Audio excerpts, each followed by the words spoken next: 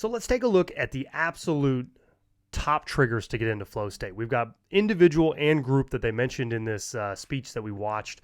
And I think they're kind of interesting because you got to have some kind of a trigger to get you in it. As you look back on your life, you almost see pieces of when you're flowing, if you will. Like you like reverse engineer what put me in that state. You kind of have... Yeah, when did you perform your best pitching? When did you perform your best writing a book? When did you perform your best at your job? You're flowing. What kinds of triggers are available? Now, here's a list of all 20 of them that they set out, and I probably will... It said 20, but maybe there's 30 there. I don't know. I didn't actually count them, I guess. One doesn't need to count. But I think that some of them probably apply to more people if you find a subset. You know, I don't know that each one of these is going to apply to every single person. No. But there's some of them that I would say... I think there's a good general list that you can then narrow down your own. Because like for me, I think right down there in the middle, immediate feedback, like that's huge for me. Yeah, if you're just listening, let's see, individual triggers, we've got stuff like passion or purpose, risk, novelty, complexity, unpredictability, deep embodiment, immediate feedback, clear goals, challenge, skills, ratio, creativity, pattern, and recognition. Go ahead, you take the group. Yep. So for me, immediate feedback is huge. If I am getting into a groove, I need immediate and very short feedback so I can stay in the groove. Why does feedback to you? Why do you think that? Lets me know I'm in. Doesn't it distract you though? You would think it would distract because now I have to take, but it doesn't. It lets me find that groove. It lets me go where I'm going. Does it maybe even quiet the voice of doubt? Yeah, because especially if the feedback, and don't hear feedback and hear that it like has to be somebody critiquing. That's not necessarily feedback. Like for instance, we'll just say pitching because everyone can at least see what a pitcher is doing.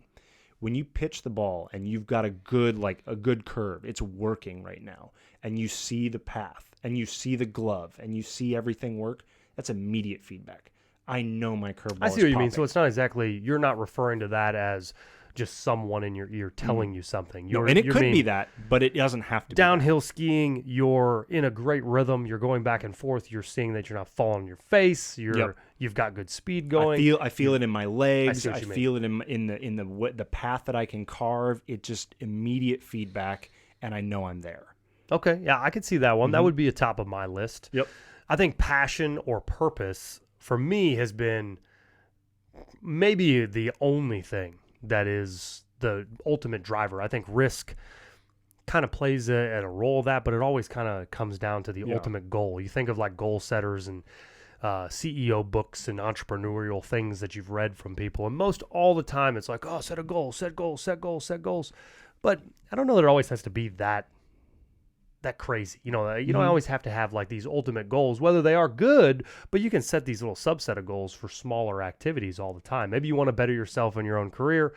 Maybe you want to make the high school basketball team. Like those small set, you got to have the purpose. What's the ultimate purpose of the thing? To you, the small goals are important, but the driving, like this gets me up in the morning. I need that to enter flow. Yeah. And if this thing doesn't do that, harder to get into flow. It's super addicting. The flow thing, after doing research for this podcast, it's kind of funny because I found that I actually need flow. Like your brain feels good on it. I want it bad, and if I don't get it, I will get it. Like if I'm not getting it, I will go get it. Yeah. And it's kind of funny because all of these things kind of line up so much with my life. It's kind of spooky. So I think one of the spots that, we think about the triggers, and we mentioned two of them, but I think you need to build those triggers into your workflow. So we'll say I'm trying to harness flow, the flow state for doing work. I think that there is something about constructing your day or constructing this moment of work to include these triggers. And I think that challenge skills ratio is like one of those things. Challenge skills, right? Yeah, they're right down at the bottom. What they're talking about there is the task that you're doing just at the edge of your ability. If it is too easy, boredom. Right. If it is too hard, you're overwhelmed. And then probably each individual has a different threshold at which they believe to be too hard or too easy. Yeah, I would agree. That's a pretty good one. All right, so this chart I think really kind of lines in what that looks like. To describe the chart, over on the left-hand side is like your low challenge level and low skill level. It's really easy stuff. Over on your right-hand side, as you move to the right, it's your highest skill level. You're fully engaged skill wise. On the y-axis, you got your low challenge level and your high challenge level. Like, it's too hard for me to do. And it's got this really strange band that would normally kind of overlay through the middle. On the low end, you have apathy. What's the point of me doing this? It doesn't matter. On the high right end, you've got flow. And flow is really the area you're looking for. And the reason I love this chart is because it shows where, when I'm thinking of doing one of my harder activities, when I'm trying to establish flow, if it is outside of my ability, this is too hard for me. It's beyond my skill level. I get up into the anxiety. The challenge is too high versus how skilled I am. And on the other end, when you go to the far other end, the skill level, I'm too skilled for this thing, and the challenge is too low. I'm relaxing. I'm doing nothing here. This is you think of the people, it's like, this is below me. Yeah, if you're like, throwing a bullpen or something, you've done it so many times. If you're not full speed with the guy in there, or even thinking like you go through and you're going to go down and you're going to pitch to somebody like 2 or 3 skill levels below you.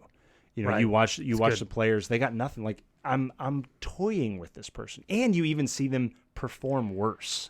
So do you think that there's any way that someone that's in over their head finds a way to not be in over their head? No, that's a great question. So on the upper left, you've got the worry, anxiety, arousal.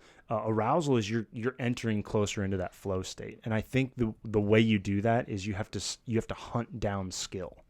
So if this is the challenge that you want to overcome, but you're not there yet, you have to break down the skill that you're doing to the small, manageable skills to get the things necessary to tip that scale over into flow.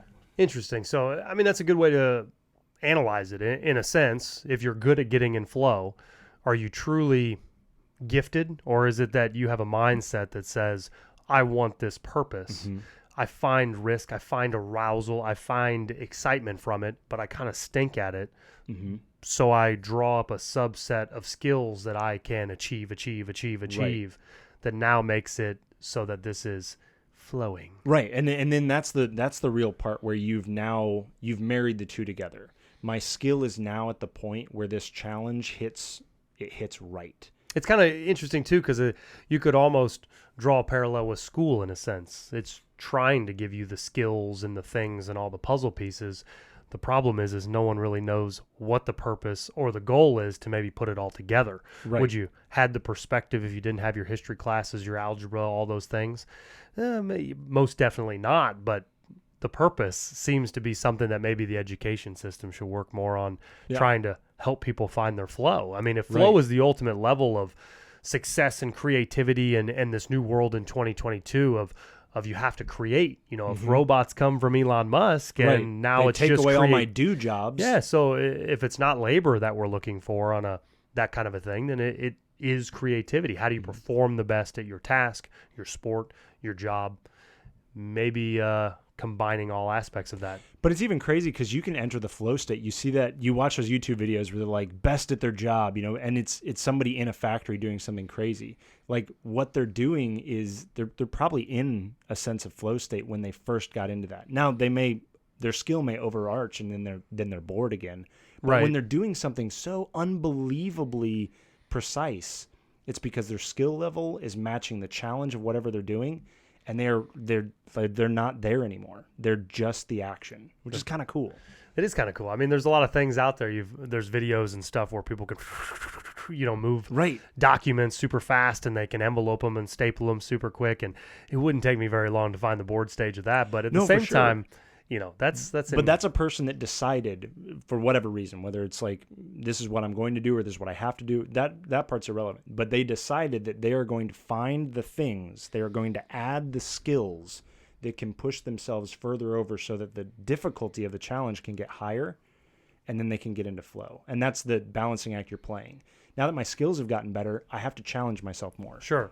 So let's check out here the group triggers so that, for our team sports or our group atmosphere, it's really difficult to find like the sweet spot. When you have a super successful team, coaches, trainers, business managers, all that side of stuff. If you can manage that group and get them in a flow state, it's kind of a completely different thought process. Do Do you work with the whip and the sprints, and that's how you motivate, or do you motivate a conglomerate of workers that all are going towards one goal? You know, I think again, some of it has to do, like, you look through the list. We'll just read it out real quick. You got close listening, you've got shared goals, shared risk, yes and, which I want to come back to that. I love that one.